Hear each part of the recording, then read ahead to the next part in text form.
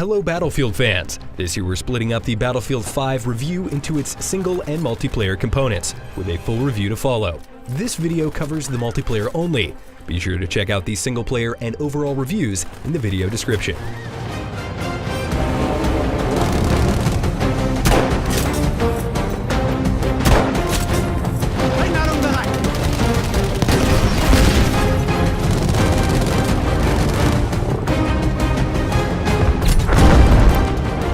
With all of the development muscle behind EA DICE's massive shooter, I didn't expect going in that playing Battlefield 5's multiplayer would feel so much like discovering a very promising early access game. There's a sizable number of modes and bug fixes still to be delivered, and it feels as though the goodwill of free future DLC has led to the release of a less complete product now. To its credit, a cavalcade of clever gameplay changes succeeds in taking the series' standard 64-player warfare in a more tactical direction, but the execution simply feels rushed. Still, there's plenty of dynamic FPS fun to be had in the Battlefield 5 of today, and I could see it becoming one of the best in the series' history after some substantial updates.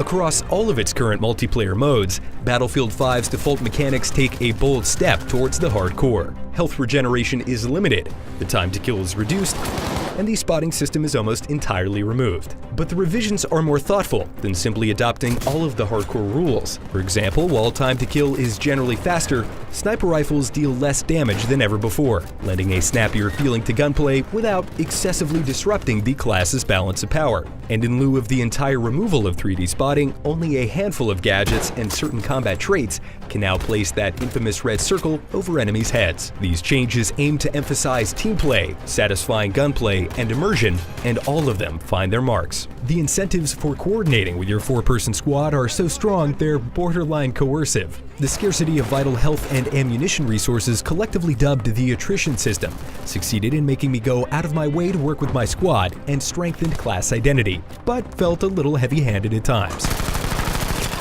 Retreating in search of a friendly medic or supply station rarely led to any interesting moments. Being able to scavenge ammunition from enemy corpses, on the other hand, encouraged me to take a lot of fun risks. The ability for anyone to revive a squad mate regardless of class is another welcome incentive to stick together, glitchy and awkward though it may be.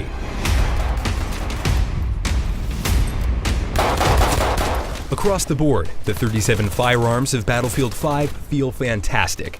Pronounced and predictable recoil replaces the random feeling spray of Battlefield 1.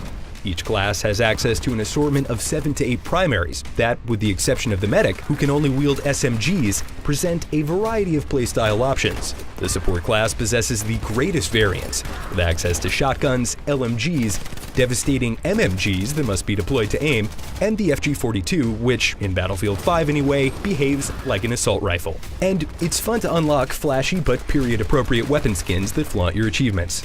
Battlefield 5 introduces a specialization system which, in theory, allows you to further tailor a weapon to your preferred playstyle, but most choices are uninteresting stat tweaks that ironically diminish the effects of Battlefield 5's brand new recoil system. Vehicle specializations are generally much more alluring, offering meaningful and visual alterations. Each infantry class can now choose from 2 combat roles that, with the exception of the sniper and pathfinder, feel like a total afterthought.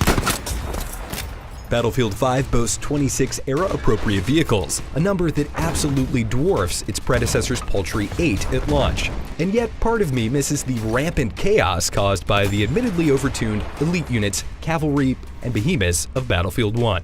Tanks can be fun, and whizzing around in a Spitfire is neat, but I can't help but feel that the relationship between vehicles and infantry in Battlefield 5 is overly binary. I've never enjoyed hate-picking the assault class to destroy enemy armor, but since Battlefield 5's tanks are much more difficult to avoid than their BF1 ancestors, that's exactly what I found myself doing. Similarly, you will be bombed. And when you are, you will either choose to bring your current objective to a grinding halt, to track down an anti-aircraft gun or tank, or just keep going and accept the bombings as part of life. 8 maps are available in Battlefield 5 as of launch, and while I'm not a fan of the extensive labyrinth of identical unfurnished apartments in Rotterdam, I felt the other 7 maps to be quite enjoyable. Gjell 652 takes place on a high-altitude Norwegian mountain overlooking the entirety of the Norvik map. and is subjected to intense and atmospheric snowstorms. Twisted Steel is built around a massive bridge that serves as both a spectacular landmark and a functional mechanism to add a linear lane to the map's familiar open environment speckled with rural villages. Fortifications can be constructed on any map and are situationally useful. And that's all I have to say about building. Unfortunately, even the good maps don't always stand up to the test of being ported to 7 different modes spread across 3 playlists. The modes themselves are all over the place, especially in the infantry-focused playlist, where Frontlines lasts many times longer than Team Deathmatch or Domination. There's a particularly messy portion in Frontlines on Twisted Steel where the defending team has a clear vantage directly into the attacker's bomb spawn. On more than one occasion in the Frontlines version of Narvik, I spawned outside of the boundaries, at one point resulting in an unavoidable death due to desertion. And that's part of a disappointing trend, because Battlefield 5 is frankly riddled with bugs. Some are of the superficial and even comical variety, but quite a few others have a major, at times game-breaking impact. In total, I've had to exit a match or relaunch Battlefield 5 more than a dozen times in my 60 hours because of menus getting stuck open with no way to close, or match timers and objectives bugging out.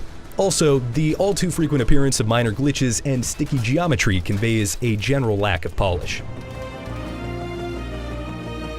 The feeling of getting in on the ground floor of something that will inevitably be much better mere months from now is unavoidable while playing Battlefield 5's multiplayer. Squad play and infantry combat in general is taken in a very worthwhile direction with smart tweaks to guns and resources, but the same care hasn't been applied throughout. Rampant bugs, wildly varying mode times in similar playlists, and half-baked features like combat roles take their toll. The good news is that patches are already rolling out, and with a year or more of free maps and modes on the way, Battlefield 5 can only get better from here.